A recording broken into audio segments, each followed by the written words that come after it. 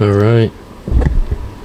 Welcome to the Verdant Verdict. I'm your host, Jacob Verdant. Today I'm joined by G-Sportz, media company based out of Houma, Louisiana, with high school highlights. Pretty much a high school highlight machine. What started G-Sportz? Pretty much, man.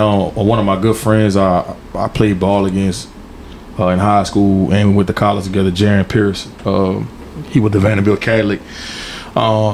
He just kind of inspired me to start my own YouTube channel. That's kind of how it all started. He was like, man, G, you know a lot about sports, man. You know what college a lot of these kids go to, you know rankings, you just know so much about it, you passionate about it, man. You should start a YouTube channel and just start talking about sports.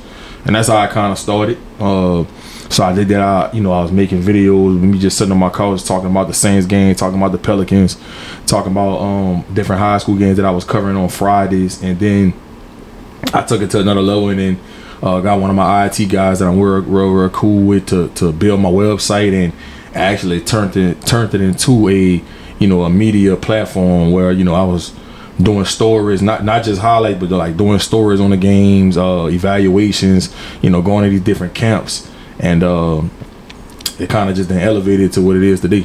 And the passion, that's a good point. You do have a good passion for it, and you do have a lot of skills in terms of recollection of stats and whatnot, but you do have a good skill in filming. Have you always enjoyed filming, or have you always been good with that? Yeah, man, I actually had to teach myself. Honestly, I started off, recording games and doing interviews with an iPad, and different people I would meet along this journey, man. They would give me different tips, like, look, get this kind of camera and use these kind of settings and record from this angle. So little nuggets that different people I met throughout this journey, man, they gave me some good advice on how to go about recording, basketball games, football games, track meets, whatever it is, camps. And I just wanted to take it to that level where it was professional.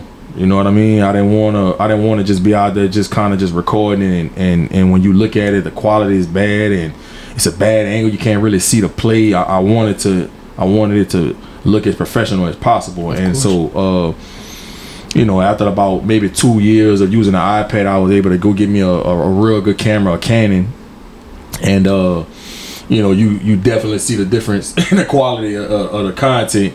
And I'm in the process now of upgrading to another camera to get even better quality going forward. With the camera and just all that different stuff, how did you put yourself in the situation to learn more? Because that's vital, being around people who know more than you or just are already experienced with that. Was there anybody that was key in help building G-Sportz? Yeah, it was a bunch of people, man. I had a guy I went to high school with named Nash Petrie. He kind of helped me along this journey with different apps to use when it comes to editing. And so I'm a big time visual learner. So I would watch him use these apps and then go home and teach myself. And so and just different other people, man. There's so many to name that help you, when you're in that pioneer stage. And so I'm not a stranger to trying to teach myself on how to get better at something, man. And I try to be a perfectionist as much as I can, but the biggest thing when you're trying to build something, man, is just not being afraid to fail. As cliche as that might sound, and I've made a lot of mistakes along this journey, man, but I always try to correct those mistakes, man, and just get better at it. Because without failure, you don't really learn. The failure is what helps you learn, especially in this. I'm interested, though. Is it difficult to film a game without getting distracted? Like, you're going to these great state championship games, you're seeing players who are already ready for the next level, if not the level after. Is it hard not getting caught up in the mix of that? Kind of, man, because, I'm a people's person. I like to think I'm a people's person, man. I know so many people that, be on the sidelines, whether it's a college coach or, kids that's on the team, or it might be a parent that's helping out the team sideline that I'm on, and they want to talk throughout the game. Sometimes I have my son at the game. He's asking a lot of questions, and so it's easy to get distracted, man. Sometimes my phone is going off with different people hitting me up about what's going on in the game, or it might be a kid's parent in the stands wondering like, if he got hurt, like is the injury serious? You know, it's a lot of different dynamics come into play, man, when you're at a game. And so yeah, it's easy to get distracted, but I try to stay focused on it, because you know, one thing about when you covering the game, man, especially if you're recording it, you miss that one highlight and that could like be the make or break of the game. You know what I mean? Like, and everybody wants to see, like when he caught that big time touchdown and you missed it, it's like you can't get that play back. You know what I mean? So I try to stay focused, man, as much as I can. I agree. Yeah, I've had similar moments where like you just miss a big play, like spring game. Garrett Nussmeier hit Jack Bash over the top in the end zone, big play. Couldn't get it on film. It was just the angle, just didn't work. Those type of things definitely hurt. But when you're filming a game, how do you choose what game to cover? Is it just the notoriety of the game, the proximity, or? Yeah, so people, I've always, since I've started it, man, I get a lot of DMs and random text messages or people just hit me up and saying, man, come cover our game, man, and you know, we play this team and blah blah. And so you know, G-Sportz, man, I like to cover games that I know is going to be good matchups. I don't want to go cover a game where a team is going to beat a team 40 to nothing. You know what I mean? I want to go cover a game where it's going to be pretty evenly matched, and where it has some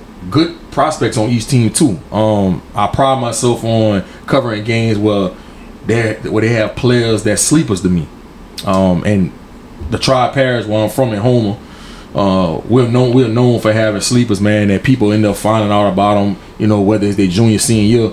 You know, I typically know about them early on, you know, when they're in 8th, 9th grade, getting ready to go into high school. And so I like to cover games like that to shed light on these kids that people might not know about because they go to a small school, they might live in a small area. And so when I go to this game and I cover them and I tweet about them and I write an article about them, I put a highlight about them, now everybody's like, dang, who is this kid? And so that's typically how I choose what game I'm going to cover every week.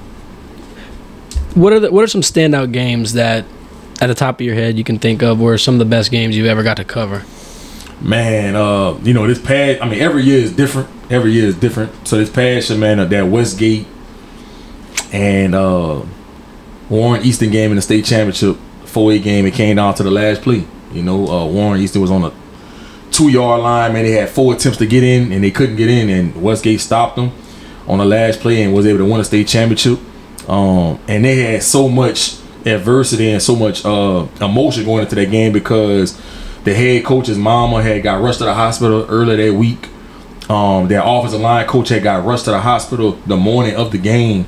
And so, and I was on their sideline, man, you could just see that the intensity and the fire in their eyes, man, how bad they wanted to win that game. And so that was a really, really good game this year to cover, man. You know, and you know, it was a state championship too in the dome under them lights. So I thoroughly enjoyed covering that 4A state championship with Westgate and Warren Easton this year. And those games under the lights definitely do help provide a lot of good insight and a lot of good recruits. Let's talk about some of the good recruits you've covered. Mason Smith, Ja'Kai Douglas, Jalen Lucas.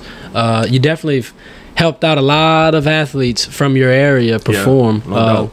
Kind of give me your reaction on just their careers and how proud you are to see them move on where they are. Man, I'm always proud of kids that's coming from, you know, where I was born and raised. That you know, when I was in high school, man, we had so many good players, so much talent come through that area that just didn't get noticed, and people just didn't understand the process either. You know what I mean? And so that's what played such a big part in me wanting to start G-Sportz, man, because I've been around this game for so long, met so many people, built so many relationships. So I wanted to be able to have an opportunity to give these kids a platform. And so, like, when you talk about people like Mason Smith, who, you know, quiet as kept, like, nobody really believed in Mason when he first got to Terrebonne. I remember when Mason was in the 9th grade and people were saying he was soft and he big for nothing. But I knew that Mason had the traits to go be a big time college football player. He just had to tap into, you know, that killer inside of him. When me and Mason ended up first talking, I'll never forget the first time I met him, man, in Lisa Park Gym. You know, he was playing basketball, and I didn't even know who he was when I first saw him. And then he told me he go to Terrebonne, and we started talking. I was like, man, look, the first thing, I asked him, I said, what you want to do with your life? He said, I want to go play college football. I said, all right. So I said, man, do you have a Twitter? I said, no. I said, man, that's the first thing you need to do. You need to get you a Twitter, man, because that's where all the college coaches at. And I started telling him about these camps. And the first camp that me and Mason went to was at ULL. That was Billy Napier's first year at UL, and he offered Mason, instantly, man. But at that camp, Mason showed me something, man. He had these cleats on, and something happened where he started bleeding, like his sock was full of blood during the camp. And most kids, especially at that age, man, they'll quit. Like, man, my ankles bleed, man. I'm hurting. I can't do it. I'm about to just shut it down for the rest of the camp. But Mason kept going the rest of the camp. And, Billy Napier and the rest of that staff at UL took notice to that man, and they offered him. And I think that's when the switch went off in Mason's head. Like, damn, I could really be good at this. And then the second camp we went to was at Southern Miss. And he got his second offer. And then it kind of just took off from them, man. And then, Jakai, man, he's another kid that just one of those people that nobody expected for him to be in the position that he's at, because why? He's small.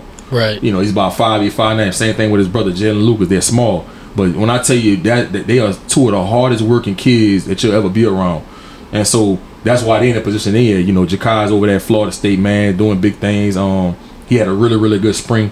Jalen Lucas, man, was an early enrollee this year at Indiana University, making big things happen out there. I think he's going to have an opportunity to make a big impact in the Big Ten. You talk about Caden Lewis, another kid from Terrebonne that's going to be an impact freshman, I think, at Arkansas State this year. Kyron Lacey, man, over here at LSU, his journey just was incredible. And so just to see those kids, and I'm forgetting a lot of kids, Cedric Williams that went to Ellanders at University of Houston, Chavez Brown, over there at Butler Junior College in Kansas. His spring game is this Sunday. I think he's a kid that's a sleeper that people are gonna soon enough find out about this season, man. Big kid, 6'2", 200 and something pounds, man. DeMarcus Mitchell.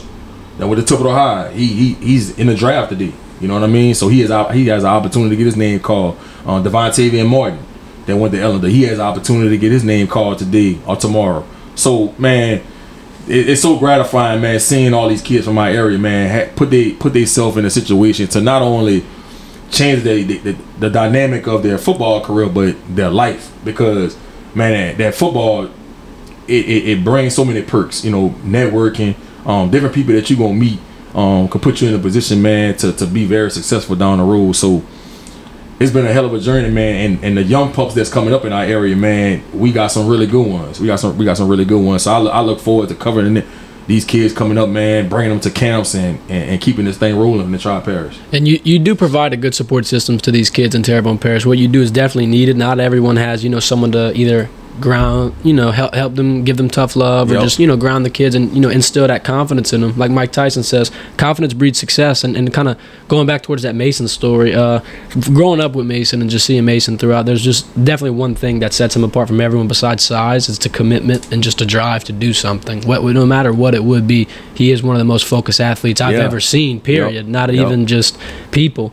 But G-Sportz has grown into a very popular media outlet. It seems like your main platform is YouTube, where you've accumulated over 23,000 subscribers and over 6.7 million views. Yep. How has that process and that journey been? How is that? Man, it's been cool, man.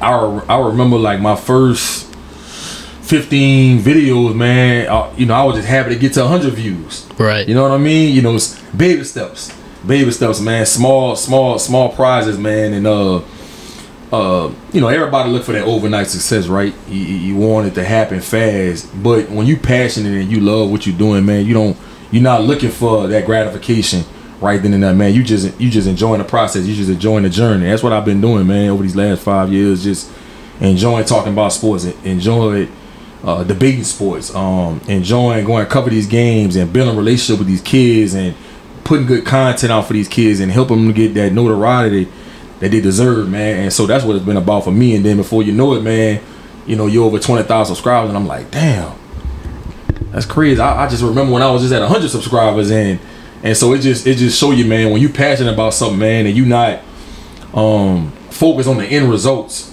man, good things gonna always happen. And not only that, but going hand in hand with just your overall personality and the fact that you're a good, caring person, that does go a long way. Definitely, and no doubt. Speaking of the games you're covering, you covered the LSU spring game this past weekend. We got the privilege to be on the field for that one. What was your overall insight on the QB competition? What do you see out there? Man, I'm a Nussmeier fan.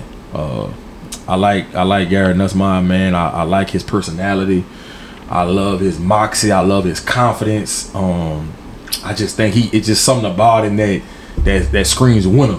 So, I went to about 3 or 4 practices during the spring, and some of the throws that he made at those practices and in the spring game this past Saturday was very impressive, man. And he put some throws in them tight windows consistently. He's mobile, and to me, and I wrote this in an article about the spring game and just the spring as a whole. It seems like the receiving core is just flocking to Nussmeier more out of all the quarterbacks. Don't get me wrong, man. I think Jaden Daniels is a talent. Miles Brennan has a strong arm, and he's a veteran. Walker Howard, who I think is phenomenal, and I think he's going to end up, being a first-round draft pick one day when his time comes. But I just think today, if I had to pick a starting quarterback for LSU, man, it would be Garrett Nussmeier, man. And I know it's going to be a battle going at the fall camp. I expect, it to come down to maybe the week before the first game of the season against Florida State. You know what I mean? And but I think Garrett Nussmeier is probably the guy that's going to be behind center week 1 against Florida State in the Superdome. I agree, because the only thing that I had on Nussmeier as a con or a negative going into this spring game was the fact that his decision-making skills seemed like, they needed some tuning up when looking at his performances last year, like in the game against Arkansas and whatnot. And, that comes with time. He's a freshman. But I think that he showed enough confidence. Like you said, he also showed the ability to put the ball in those tight windows and to just get the ball down the field. He had the most yards at halftime for sure. And at halftime was when the tide really turned for the offense. They were struggling up until that point, and he still did his thing. He still got the ball down the field. He still hit guys. And like you said, the wide receivers are flocking to him more. With Kayshon Boutte out, I'm going to say that him or Jack would probably be your number 1 receiver. The fact that Jack lives with Nussmeier is going to be huge this season, because now you've got Jack Besh being around his quarterback all the time. Jack Besh is going to become comfortable with these guys. I do think that chemistry that LSU is building here is going to be strong. I've also heard that the Brian Kelly coaching staff is a lot more calculated and a lot more structured than Coach Orgeron. Yeah, and then I think Joe Sloan is doing a great job with those quarterbacks as well, man. Joe Sloan, I've had the privilege to meet him about 5 or 6 years ago when he was at Louisiana Tech, and his passion and how thorough he is and how detail oriented he is. You can see it paying off. It's paying off for these quarterbacks. That's why the battle's so tight. That's why you don't see anyone really separating themselves too much. Even though I think Nussmeier does have a slight edge, I think Joe Sloan is just doing a great job of making things simple, and putting them in position, man, to be successful. And so, you bring somebody like Jaden Daniels in from Arizona State, who's been a 2-year starter, and people thought he was just going to come in and just be the number 1 guy out the gate. But, Miles Brennan is having something to say about that, and Nussmeier is definitely having something to say about that. So this is going to be a battle to keep your eye on going forward into this fall camp, and I just can't wait to see how it's going to play out. I agree. Denbrock, Kelly, and Sloan all kind of seem to unanimously decide that they want a heavy RPO offensive scheme and they want a mobile quarterback. I think out of the 4 quarterbacks we got, 2 of them are more predominantly mobile than the others. Jaden Daniels and Nuss. However, I'm just going to err on the side of caution, because Jaden Daniels did have that 10 touchdown, 10 interception season. Doesn't seem like he found his footing yet. It definitely a lot of things could change. However, the fact that Garrett Nussmeier fits that desire, the fact that he can get those things done, the skills and the fact that his dad is a NFL quarterback coach, I mean, that's huge. He's going to be around professional help all the time. He definitely has that work ethic, and he definitely has that dog and grit in him, and he's going to be like I said earlier, he's going to be surrounded by these guys who are all focused and ready to win. Brian Kelly's new schemes, though, like we were saying, one of those things that he used to like to do is use tight ends, but LSU is, lacking tight ends.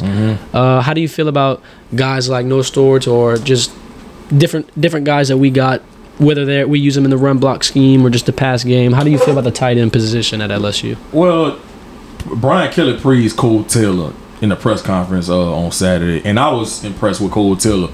Not just in the spring game, but in the practices that I went to. He moves really, really good for a kid that's 6'5", very fluent, can make you miss in open field, soft hands. I think with him is going to come down to him just being getting a little more tougher, getting a little more grimier, especially when you talking about playing against the Bamas and the A&Ms and the Floridas and the Georgias of the world. You need somebody, that tight end position that's going to be tough-minded and gritty. And so that's the only question mark about Cole Taylor, but he definitely has the tools to be really successful in his offense. Then you got Mason Taylor coming in as a true freshman.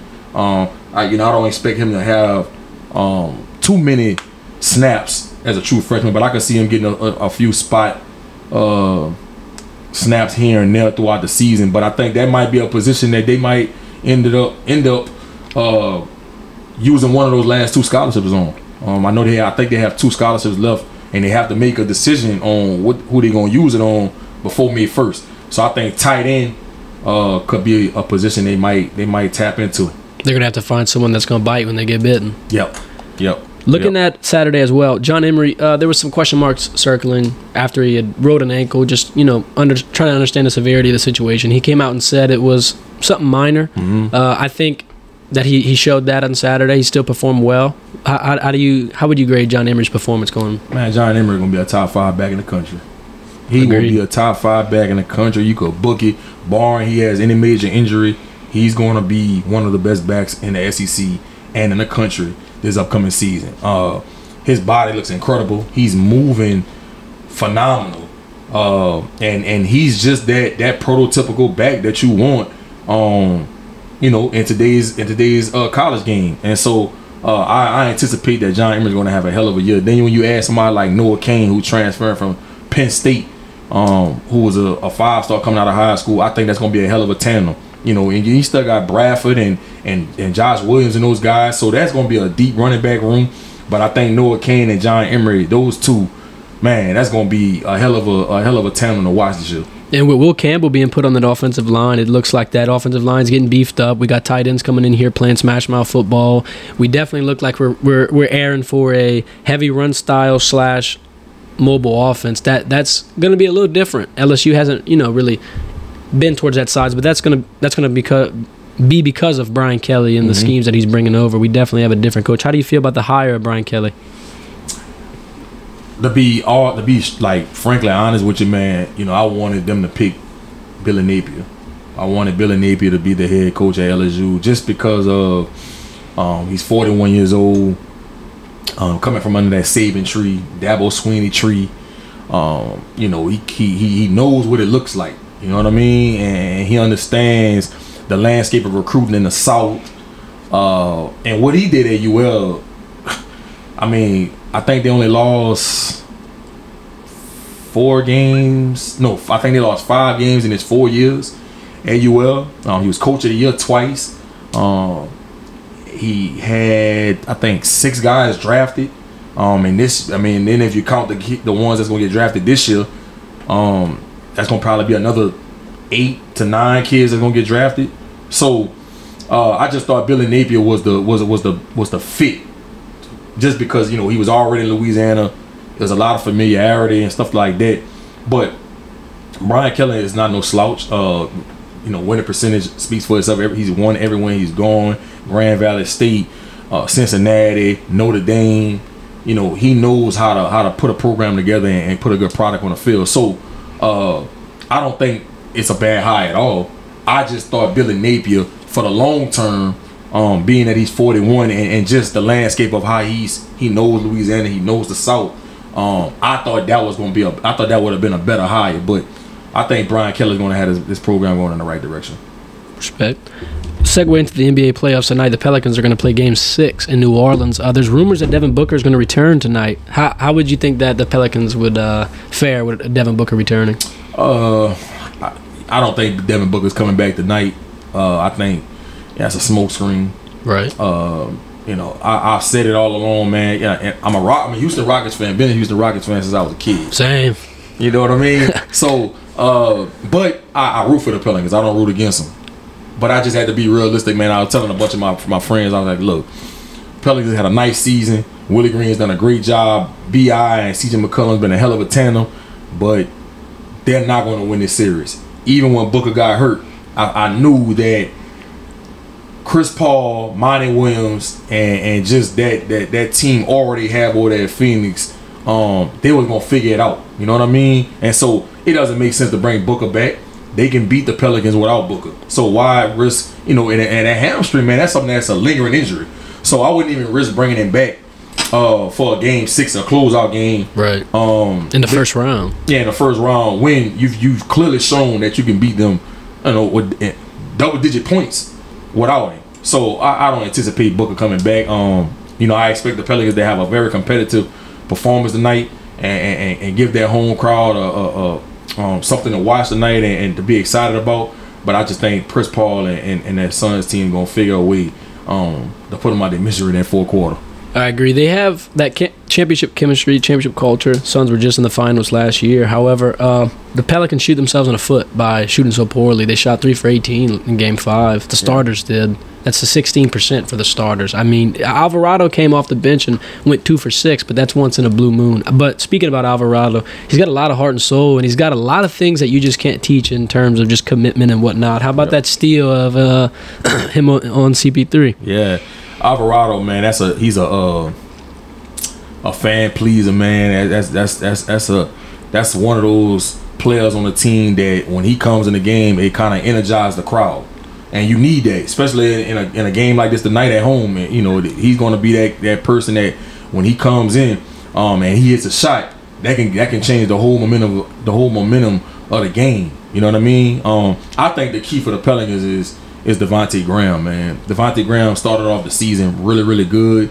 And then, like, the last month and a half of the season, man, he kind of hit a wall.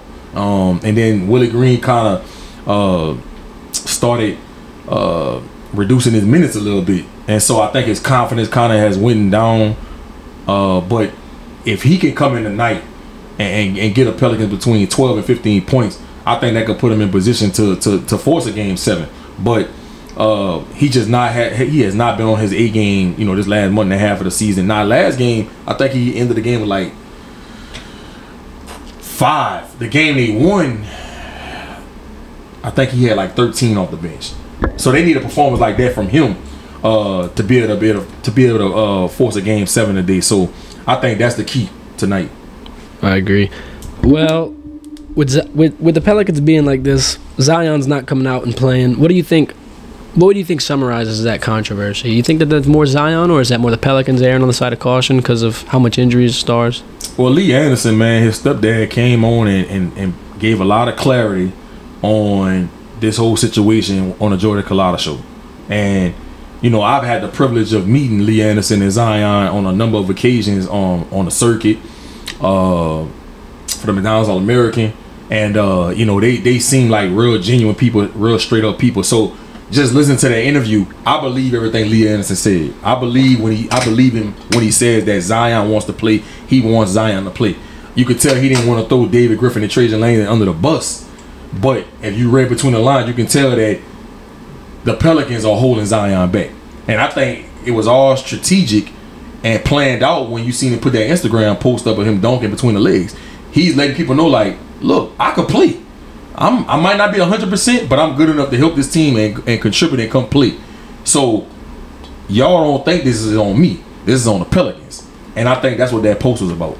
So that would put Zion in a different light when compared to someone like Ben Simmons, who just completely quit on his team. How do you feel about that? I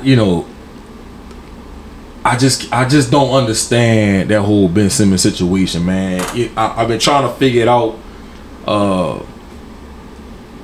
I think Rich Paul needs to add some clarity to that situation. You know, I've yet to hear Rich Paul do an interview or kind of elaborate on some of the decisions that's been made for Ben Simmons over the last 2 years. And so it's a head scratcher. I don't know if Ben Simmons is really hurt. I don't know if it's something going on with his mental for real. You just don't know. You don't know because it's something different every other month. They say he was supposed to play in game 4. And then all of a sudden the day of the game, they say, well, he woke up and he had tightness in his back. It's just, I don't know. I mean, I know if I'm the owner of the Brooklyn Nets, I'm kind of second guessing myself on why I made this trade for Ben Simmons. So how do you move on from that as the team owner with Ben Simmons? Do you get rid of him? Do you kind of try to have a come to Jesus meeting with him, or how do you move forward? I mean, I'm pretty sure they've had a sit down with him and Rich Paul and tried to come to some kind of common ground. But it's gonna be hard to move him again. It's gonna be hard to move him again, man. They was lucky to I'll say the 76ers was lucky that they was able to get off him. You know what I mean? That contract's heavy. Yeah, you know, you got to pay him a lot of money, and he's not playing. And when you start talking about the mental health side, that would worry me if I'm an owner, if I'm a coach, because this has nothing to do with his ability. You know, I know they keep talking about his back, but I think it's just so much more than that. I think it's really something going on with his mental health, and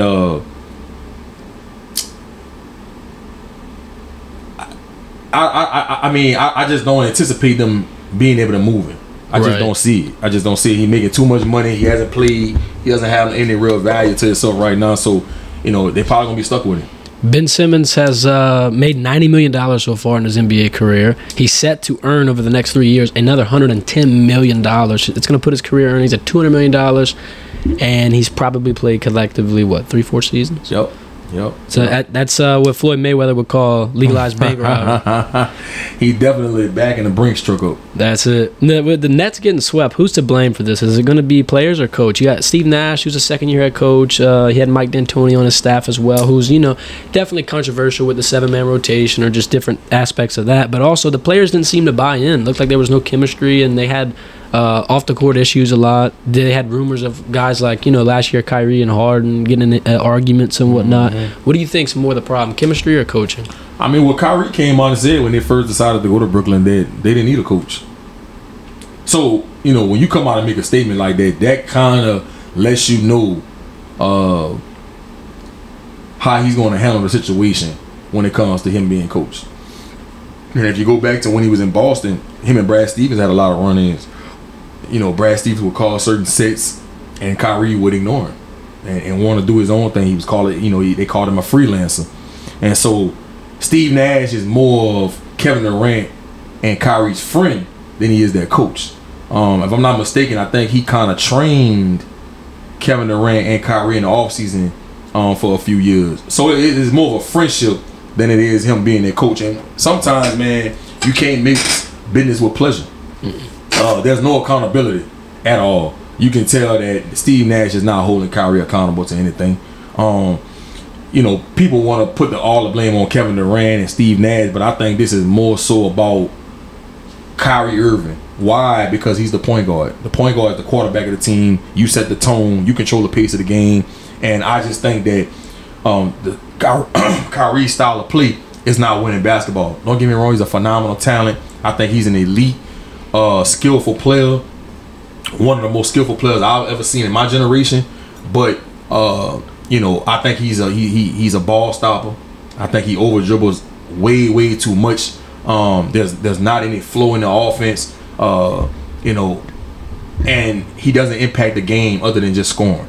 And so when you're talking about your point guard, somebody that's leading your team, you need somebody that's going to be able to do other things, be a leader, play good defense, set your teammates up when it's time to set them up, understand when to be a killer and want to get off the ball, especially when you got somebody like Kevin Durant. And I'll never forget, man, the last couple of weeks of the season when they played the Hawks. It was up 13 points in the fourth quarter. That's the game Kevin Durant had 50 points.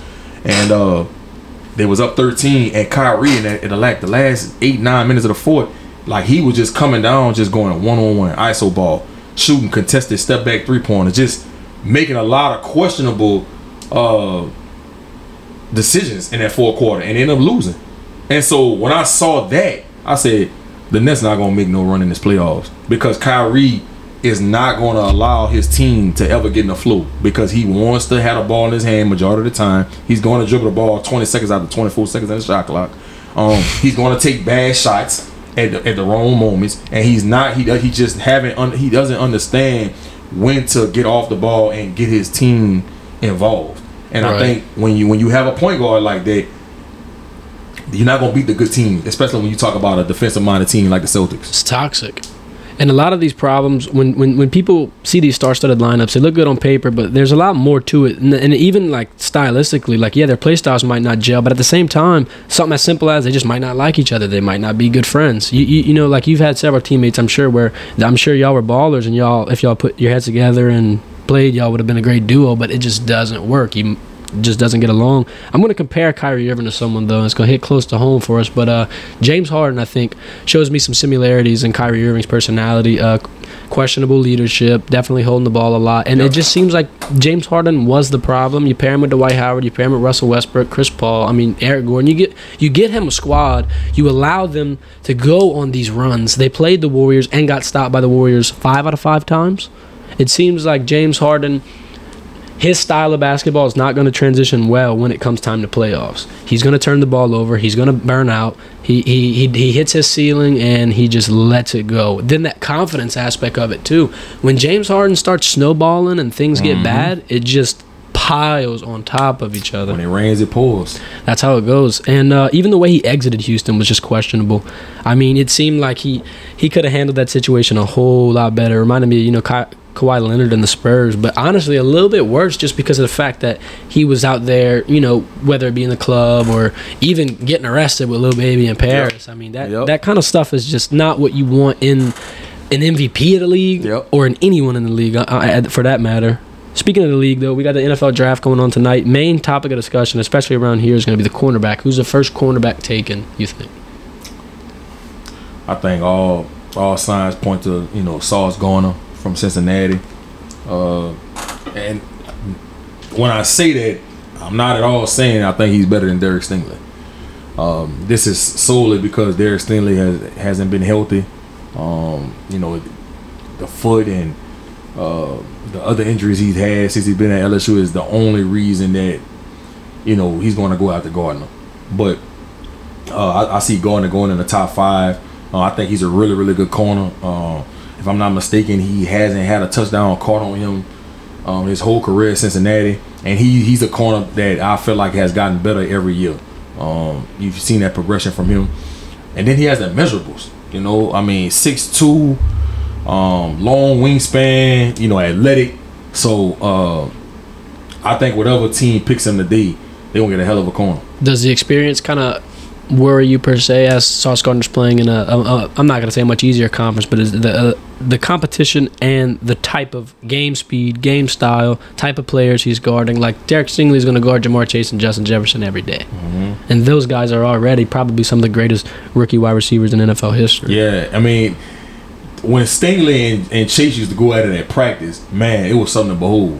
I remember one day it was on Instagram or might have been Twitter, and they was going back and forth showing the clips from when it was at LSU going one-on-one. And Stingley win one, then Jamal win one, and then it was back and forth, back and forth, back and forth. And so like you say, when you going against somebody like Derek Stingley or you going against somebody like Jamal Chase, then he was going against Justin Jefferson, going against Terrence Marshall. Stingley knows what it feels like to guard elite receivers on an everyday basis. So that does come into play. You know what I'm saying? And the freshman year he had as a corner, he proved that he can do it on his level. Yes, the injuries are a concern. I can see why some NFL teams would be a little leery of picking him in that top 10. But to me, if you're just talking about what he's shown on film, his measurables, and the competition that he went against, not only in the SEC but at practice every day, I think Derek Stingley gonna be a Pro Bowler for years to come. The injuries do worry me, but the fact that LSU's DBU and he's got guys like Tyrann Mathieu, Patrick Peterson showing in, day out, trying to help him get better. The iron sharpening iron aspect of it. But also the fact that Sauce Gardner played 33 games, Derek Stingley played 25. That's an 8-game differential, which is about, give or take, 3/4 of a season. So he definitely does have less time played. However, I think what Stingley showed at the pro day and his 40 time and his shuttle speeds and all those different drills, he looked ready. And I don't think he was at 100%. So if Derek Stingley can put these numbers up, wow scouts that much at 80, 70, 80%, what can he do at 100? Sauce Gardner definitely is a good pick, but it's just one of those things like, man, do you really want to count someone from LSU out when we're literally DBU? Right. Undeniably. But another popular question is going to be the best quarterback in this draft. I personally think Malik Willis is a guy. I think Malik Willis has that it factor about him. He kind of reminds me of like a Deshaun Watson. He's a good Lamar Jackson, just with a big arm. Seems like he's got all the intangibles. But we're going to kind of segue back to what we were talking about, the competition aspect of it. He played at Liberty. So you got guys like, Kenny Pickett and guys like Matt Corral and all that, getting this type of experience. How much does that play in selecting a quarterback? Is there going to be any difference in that, or is it just mechanics? If you go back and look at years past, some of the best quarterbacks come from smaller schools. You talk about Carson Wentz. Carson Wentz went to North Dakota State. So I believe so. When you talk about people like Russell Wilson. Russell Wilson went to NC State and then he transferred to Wisconsin. Aaron Rodgers, California. They didn't go to the blue blood schools, so to speak, and so they have quarterbacks in the NFL that has had success that might not have went to the Alabamas or the LSU's or the big time programs around the country and still was able to have a good career in the NFL. So I think for me, I think Matt Corral is probably my favorite out of all the quarterbacks. I don't love one particular quarterback in this draft. I think this is one of the weakest drafts that we've seen. I know they say the Saints might possibly pick a quarterback. I hope that doesn't happen. I don't think any of these guys is worthy of us picking them with their 16 or their 19 pick. But if we were to pick one of them, I would want to be Matt Corral from Ole Miss, man. I think playing in that offense with Lane Kiffin, who runs a similar offense to a lot of these NFL teams, similar to what I think Pete Carmichael is going to do with the New Orleans Saints. His mobility and the games he had against Alabama. I think he's a quarterback that has the tools to be really good in the NFL. I think what hurt his draft stock is the ankle injury that he got in the bowl game. In the bowl game. So I think if he not got that injury in that bowl game, they might be saying Matt Corral probably be the first quarterback at the board. Right. You know what I'm saying? So we'll see. But I like Matt Corral as being the best quarterback in this draft, though. And his over-under on the Barstool Sportsbook is at 39.5. So with that being said, the Saints would be able to select him outside of the first round. Who do you think the Saints need to select with that first-round pick? Definitely not another offensive tackle.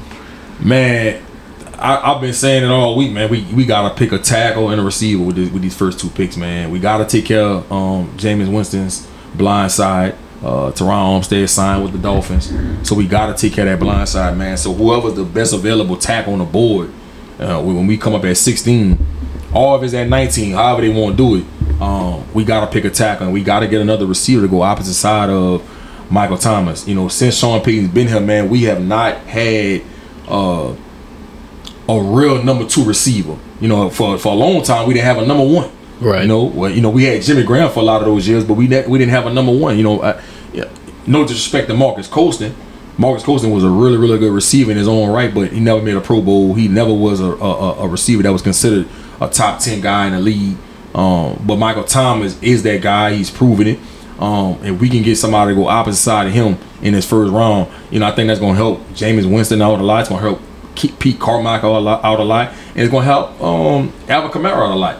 Defense is not just going to be able to load the box and focus on him, and we can motion him out and get him matched up on a linebacker and a safety, and I think that puts the Saints offense, in good position, man, to be able to put up a lot of points and scare defenses. Is Jameis Winston the guy for the Saints going forward for the next couple of years, or is it more temporary? I think it's temporary, man. I'm not sold on Jameis Winston yet. You know what I mean? He didn't play bad last year, but he didn't play good either. I thought he stayed afloat. I think that was more about Sean Payton than it was about Jameis Winston. He protected the ball, and like Sean Payton promised he would.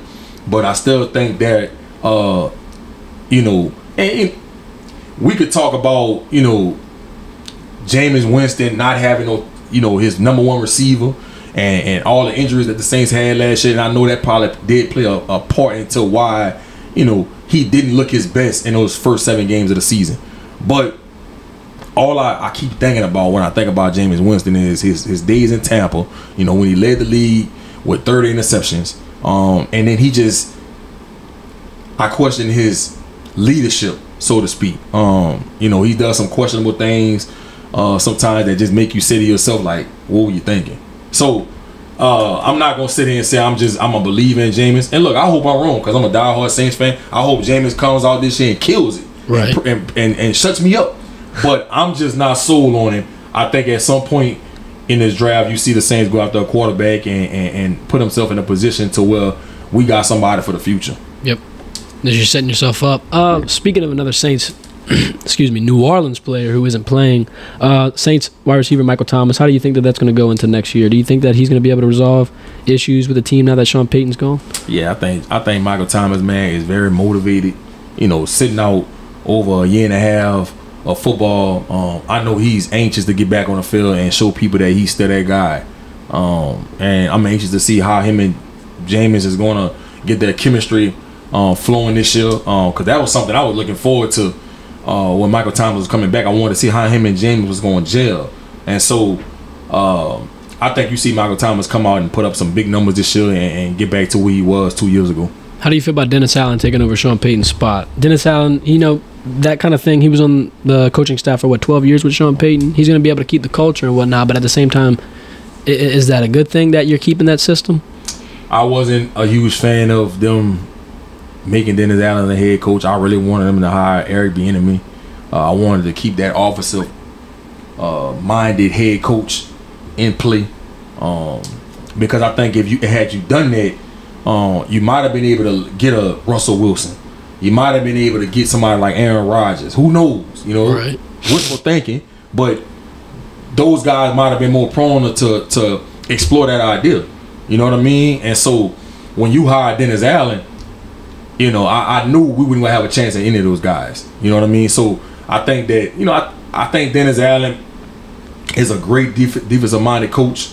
I think he learned a lot under Sean Payton coming back to the Saints after he was a head coach with the Raiders. So the mistakes that he made back then, I'm sure he's not going to make it now. And then Mickey Loomis is putting the right parts around him for him to be successful. I think the real question mark is, how is Pete Carmichael going to do as an OC?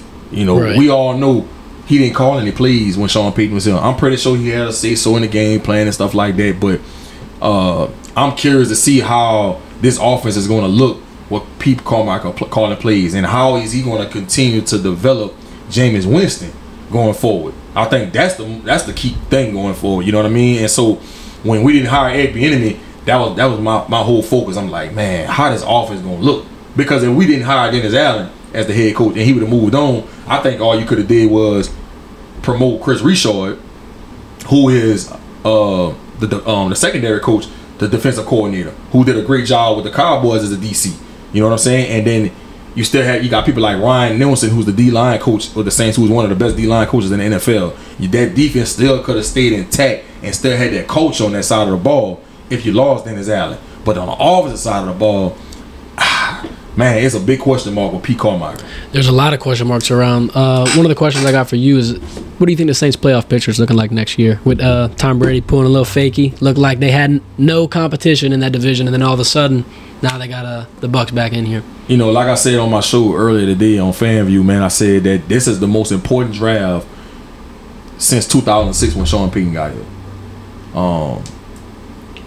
What we do in this draft is going to determine how we look next year, because we have so many key holes that we need to fill. When you talk about that blind side, that left tackle spot, man, that's a very pivotal position in a game of football, because if Jameis Winston, we already know his decision making is questionable. He's shown that. You know what I mean? Yeah. So if he gotta always keep looking back, in his peripheral on his blind side, not having that protection there, he's going to be more prone to make bad decisions. So we got to solidify that left tackle spot. And then you got to give him another receiver on the other side of Michael Thomas. Like I said, I think we need to look for a tight end, even though I know this is a weak tight end draft. We gotta get a tight end. Adam Trotman have not lived up to the bill. I know we picked him like in the 4th round from Dayton, but he has not shown that he can be a good tight end for us. He has dropped a lot of balls. He's not a good blocking tight end. I think, that's a position of concern this year. In this draft, I think that's one of these rounds we're gonna have to address that. And at running back, Mark Ingram being on a 1-year deal with Father Time kind of catching up on him. We need to find a running back in this draft. I know this, and some of our mock drafts they got us picking James Cook, the running back from Georgia, which is Dalvin Cook's little brother. Dog. Yeah, dog, and very dynamic. And then you got to think about it. Alvin Kamara is probably going to be suspended 4 to 6 games. Cadell hasn't came out and said how many games it's going to be. We know he's going to be suspended. We just don't know how many games. And if you go off his past situations with Zeke and Ben Roethlisberger and people like that, they usually get suspended between 4 and 6 games. So if we got somebody like James Cook to come in and fill that void while Kamara's out for those 4 to 6 games, I think he's not going to be Kamara. But he can still give us that same dynamic that Kamara brings. Agree. He's got that championship mindset, and then being around Kirby. Even to catch out the backfield. Talking about predictions, what about LSU football? LSU football's got a lot of talent. They got a lot of good potential, especially with the coach scheme. A lot of things changed. Pretty much all the bad things or all the downsides for LSU football last year have kind of been addressed and restructured. I personally think LSU is going to be 9-10 win team going into next season. They definitely could be in the discussion for the college football playoff. How do you feel about that? Yeah, I was actually looking at their schedule a couple of days ago, and I actually got them starting off 5-0. They played Florida State in the Superdome, and then they played Southern, and then Mississippi State, New Mexico, and then Auburn. I think where the real challenge is going to come in at is when they go to Tennessee. Well, Tennessee comes to LSU when they play Tennessee. I think what Heupel was doing over there at Tennessee, their record might not show it, but Tennessee was really, really good last year, and they got some good transfer portal kids coming in. The starting quarterback, I forget his name, he comes back. I think Tennessee is going to be really good this year. I think that could possibly be LSU first loss of the season when they play Tennessee. But I actually have the Tigers starting off 5-0. And I have them losing 3 games this year. I have them losing to Bama. I have them losing to Florida. And I have them losing to A&M. I have them losing to Florida as well. Florida's going to be the game after Tennessee, correct? Yep. They're going to travel to Florida. So I think LSU is going to start out 6-0. But I think last three times LSU has played in Florida, they are 1-2. Mm-hmm. So mainly in this rivalry when LSU plays Florida, when they go down to Gainesville, that's normally when they go down and take the L. Last year, Gainesville Gators came over here and we put a whooping on them. High scoring game of the season. Tyron Davis Price record in rushing. Yep. I think that's gonna leave a bad taste in their mouth. They might have some things to prove, and we might get caught off guard. That's one of our first real, SEC competition. One of our first real big games, first big rivalry game. We're gonna be put in a uncomfortable situation. Yeah. That Bama game though, I mean, it's gonna be hard. It's definitely going to be hard. I think all Alabama LSU games are naturally close just because of the rivalry, just because of the energy. I think the fact that they're coming to Tiger Stadium, that circumstance, man, I don't know. I think that D-line could get to Bryce Young. Yeah. I think if we can, get him to make some questionable decisions, we might be able to sneak out of there with a win. And if we can do that, that would put LSU right in the college football picture, playoff picture. Yeah. Look, this is year 1 for Brian Kelly. And so if he goes... if they only have 3 losses on this season, that's a success. You know what I mean? And I know when you talk about LSU, man, it's always about getting to the college football playoff and competing for the SEC championship and competing for national championships and stuff like that. But I think if he can come in year 1 and only leave this season with 3 losses in the regular season, and I'm pretty sure that'll get him into a really, really good bowl.